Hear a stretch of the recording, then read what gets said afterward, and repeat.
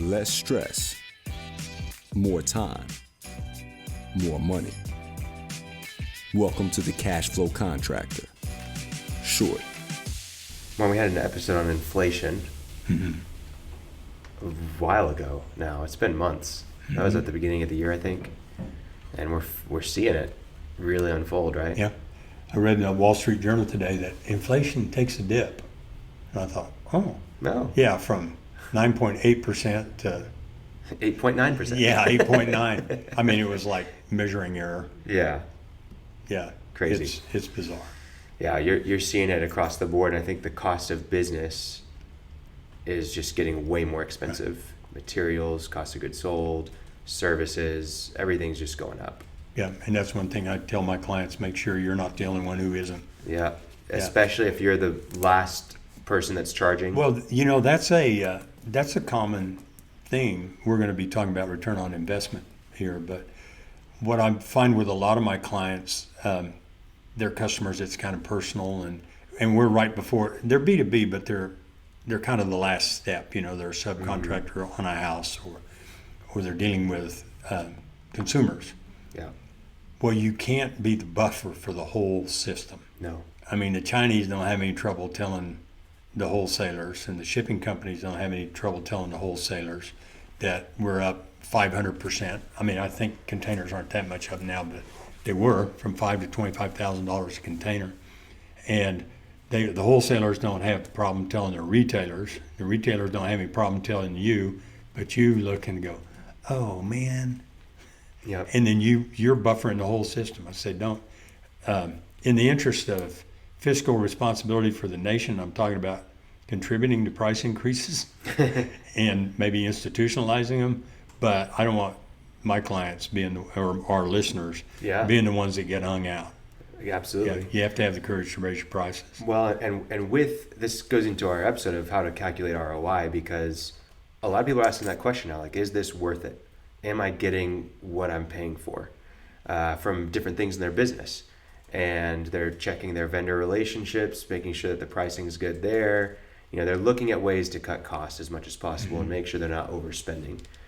And it's funny because a lot of times, if you're not proactive, whenever things like this happen and the costs start increasing and all that stuff, it's usually too little too late if you haven't been tracking stuff since the beginning of your working relationship with people. And here's what I mean by that. If you want to calculate ROI, yes, in a vague return on investment. If you want to calculate that vaguely, it's probably pretty simple. You can look at what your expenses are. You can look at how much money you're bringing in. You can divide the two, see what your rate of return is. You can see if you're spending more than you make or if you're making more than you spend. Hopefully, you're making more than you spend. But if you really want to attribute, hey, I want to see exactly what this campaign from Google Ads or what this lead generation campaign that we had going or this product is doing, that job. How much we're making in this segment of our business, et cetera, you're probably not going to find that unless you have good data. Right.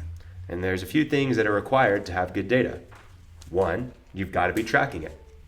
Two, you've got to have systems to make sure that it's up to date and done correctly.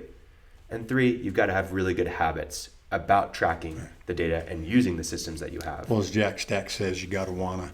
You got to wanna. And maybe before we get into the specifics of it, why does it matter? And I don't remember which guy, Edward Deming or somebody like that, said if you don't measure it, you can't manage it. And I'm a firm believer in that. You have to have some data. You have to have some facts. If you don't measure it, you can't manage it. If you can't manage it, everything that happens to you is an accident. Absolutely. And you might thrive by accident, but it's not likely.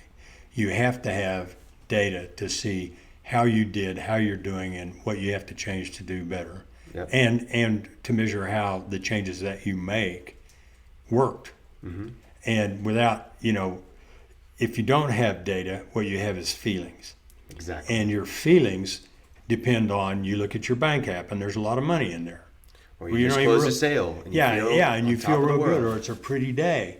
And your spouse is being nice to you. That kind of thing. Or on the flip side, you've got COVID. You feel kind of crummy. You lost a sale to a competitor that you thought you were going to get, and just everything. So you're just up and down with whichever way the wind's blowing, and you're just look. There are a lot of our listeners who've been at it for a long time, and they're really good at what they do. They've been doing it, but they're also one thing I find really common is some of the things that you do or sell have really good margins. In other words, they're going to make you. Yeah. They give you the potential to make a lot of money. Other things that you do have terrible margins. And guess which one almost universally you sell the most of? The terrible margins. Yeah. I mean, it's just uncanny. Yeah. Well, I've been doing that for years. And, I've talked about it in the past, but electrical contractor who was wiring houses. And when we finally got in and looked at it, Michael Barnett, he's on a way early episode. When we finally broke out the three things that he did, which was wirehouses, new commercial construction, and service, the wiring houses had terrible margins. I mean, the old joke is if a box of fittings fell off your truck on the way to the home, you'd lose money. And I told Michael that, and he said, heck no, I got to find a box of fittings to make money. But after we finally split those out and he saw how bad it was, he quit wiring new homes. Yeah. And he said the really bad thing, and I hear this a lot of times, was the really bad thing about that was it was great for cash flow, right? He got paid every Friday. Right. So there was a check coming. I said, but also the reason you need that cash flow is because you're paying all those guys. Exactly. So he's made the transition, and I think it's worked really well for him. But he made the transition because he knew his return on investment of the three different types of work that he did. Yep. Right? So it's always important, and I think the question that we haven't posed yet, but return on investment, return on what investment, right? Exactly. Well, and that's where you have so many different ways you can look at it. Am I looking at my marketing spend, for example? That's a common one where you want to know your return on investment. Well, what are you counting? Are you counting on a per campaign basis what the ad spend was? Are you counting, no, I've got this full-time marketer, I'm including their salary as a part of the marketing spend. We use this software to track our leads. Is that included in the marketing spend? So you want to make sure that you're looking at it in a few different ways and making sure that you're adjusting for that. Right. But yes, you can do total marketing spend where you're including salaries, software expenses, ad expenses, management fees, agency fees, whatever that might be. You want to include all of that for total marketing spend. Or you can look at just your ad ROI. Hey, this is our ad spend, what we spend to run the ads on Facebook, Google, LinkedIn, wherever you're running the ads. And here is maybe the creative, because we've got to do some design. We throw that in there as well for the ads. What is our return on that? That's usually what's going to give you the best bang for your buck. And why do you do that? Well, you do that. Why does it matter? It matters because you're going to get two totally different numbers. One, you want to know what's happening on a per campaign basis so you can see which campaigns work, which ones don't. But two, you want to do the total so that you can evaluate how your team's doing, how your agency's doing. Well, that's kind of my thrust is I'm going to quit doing this, I'm going to change what I'm doing, Exactly. or I'm going to pour more money into it. Yep. But again, that comes down to one of those things. If you got a lot of leads off the internet last week and you double, triple, quadruple, and it turns out that it was the result of going to a trade show, and I mean, that's a pretty specific example, but you have to know how it's doing to see if it's paying. Yeah, and marketing is a really tough one. It is a very difficult one. Most people that when you first encounter them, they may not even say it, but they view marketing as an expense instead of an investment. Yeah. And investment means, that's the I in ROI, what am I getting for what I'm spending? Exactly. And we could probably do an episode on how to measure acquisition costs. Yeah, but the really big thing is that you do have to have data, and it means that and I'll give you an example of why you need to have 1, tracking, 2, systems, 3, habits. If I want to know exactly where a job came from, I have to have the ability to track where the lead found me. Maybe if that might be tracking on my website, they fill out a form on my website and it tracks where they came from. Oh, well, they found a link to us from a social media post, and then they went to our website and filled out the form. A tracking code would do that for you, right? And that's great. But there's also tracking that can be on phone calls. A lot of times people are getting jobs by people calling in, hey, I need this service done, whatever, how much does it cost? Well, you can actually have a tracking number where they call that number, it redirects to your office, and you know exactly where that phone call came from, where they found your phone number. That's the tracking piece. Then you also have to have the systems to make sure that you know where the tracking's happening and it's going in. Just because you have the code on your website doesn't mean that you know exactly where everything came from. No, you've got to be able to have maybe a CRM and then a system of someone checking that CRM, making sure that everything's updated correctly, et cetera, et cetera. On the back end of that, though, we want to know, we don't just need to know where the lead came from. We need to know if the lead closed and how much did they close for. If you're not putting that information into a software like a CRM, which is the most commonly one where it should be put, if you're not putting in, oh, yep, this was a good lead, it was qualified, this is how long it took to close, here's what the amount was, here's the close date. If you don't put that in, the tracking is worthless. You just can know leads, but you can't actually know ROI, right? And to be able to go into the system, to have a system for doing that, updating the CRM is one thing, but then to have the habit to actually use the system is another. A lot of times people will buy a tool because it says it's going to calculate ROI for you, and it's true, it will, but do you have the habit of actually using that tool? Are you going in on a daily basis and updating that tool? That's the habit component that a lot of people overlook. And a lot of times it's not just the business owner's habits, it's the habits that your employees have. And if you're not modeling them as the business owner, good luck trying to get the employee to do it as well. So that's where those three things come in, where now we're able to say, okay, wow, the lead did come from this place. We can see the tracking. It's inside of our system that we updated with our habits. And now because we know exactly where this job came from and how much that job was worth, now we can easily say that this ad campaign was worth it or not worth it. That's an example of what it should look like. Ideally, there are some automations that happen along the way, but at the end of the day, you still have to have some habits and systems in place to be able to use the data that's at hand. Things that I also want to talk about on this episode that matter with ROI. Customer acquisition costs are a big deal. How much does it cost me to acquire a customer? You can calculate that with a lot of different things, just like with ROI, but do you want to include your secretary answering the phone call and her salary? Because that might be a part of the customer acquisition cost. You can go really deep on that. But on a basic level, you want to know, hey, if I spend $20 here, I will get a customer, right? Or I spend $100 here, I'll get a customer. Once you know that, you can calculate your ROI as well with that, but you want to be careful because especially with service businesses that have repeat customers, you want to look at the lifetime value. Because maybe you do inspections, for example. Yeah, they're compared to a transactional value. Exactly. Maybe you do inspections for, homes, and you get the inspection the first time, but that builds a relationship with the realtor who now uses you on every single inspection they do going forward because they loved how well your reports looked, how great you were with the customer, how available you were, et cetera, et cetera. Well, maybe you spent $1,000 trying to get that realtor as a customer.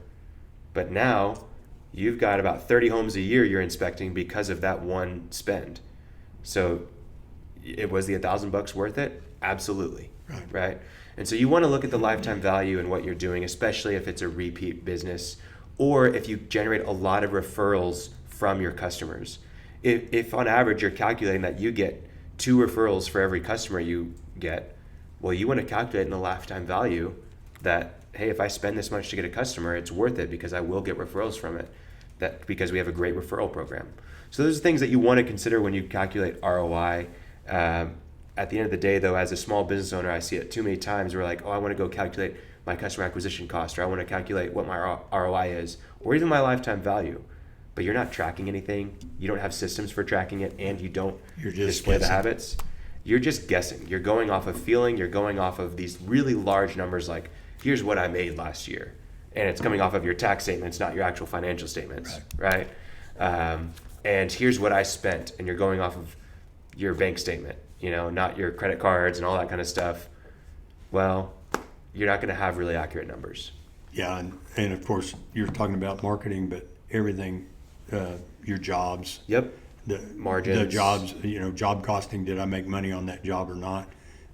Like to emphasize that There is no such thing as making a profit on a job. There's only margin because you have to pay your overhead before it becomes profit. But you can measure everything. You can measure the benefit of buying a new computer mouse. But you have to find a couple of things you wonder about. And marketing is one that people should be familiar with. Also, you can automate the things you're talking about. You can, in many ways. Systemize and automate software and with people's behavior. But if you're reluctant to spend money on marketing, then it's something that you need to measure so that you can see the benefits. Absolutely. Or if it's terrible, if it's not it's the working, same thing with the salesperson, right?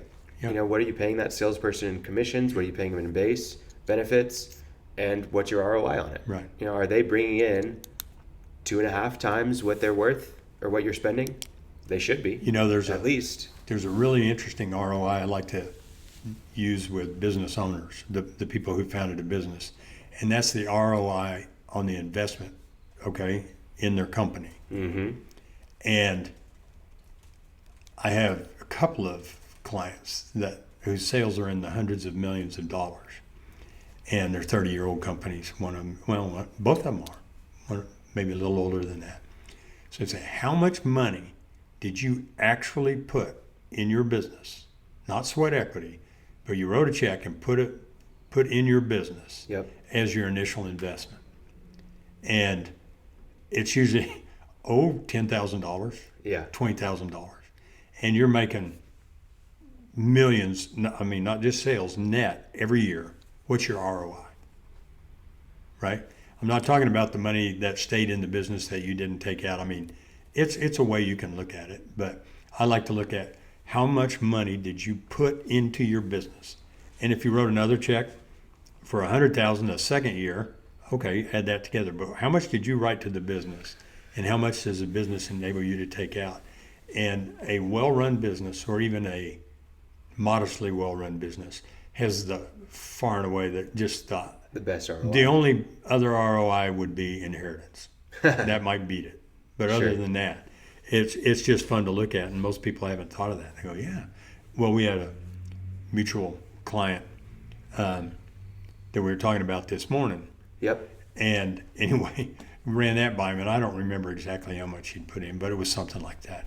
And he's doing about $6 million this year. Something like that. Something. Yeah. And sales don't matter. I don't know what his profitability is, but yeah, that's a really good one. If you're driving around, think about that. Yeah. That's why businesses are a pretty good investment. Yeah, for sure. Got to do a lot of work. But it is a lot of work. Well, again, just to reiterate, this is an important topic.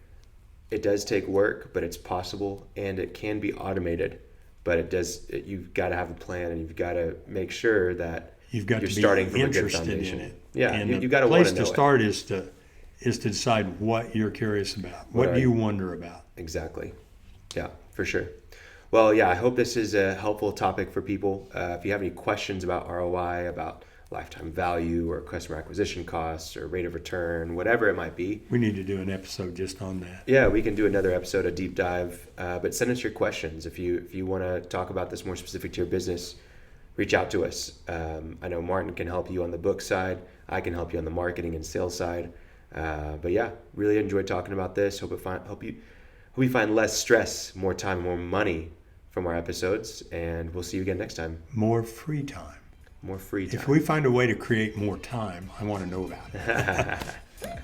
Thanks for listening. Okay. See you. Thanks for listening to The Cashflow Contractor.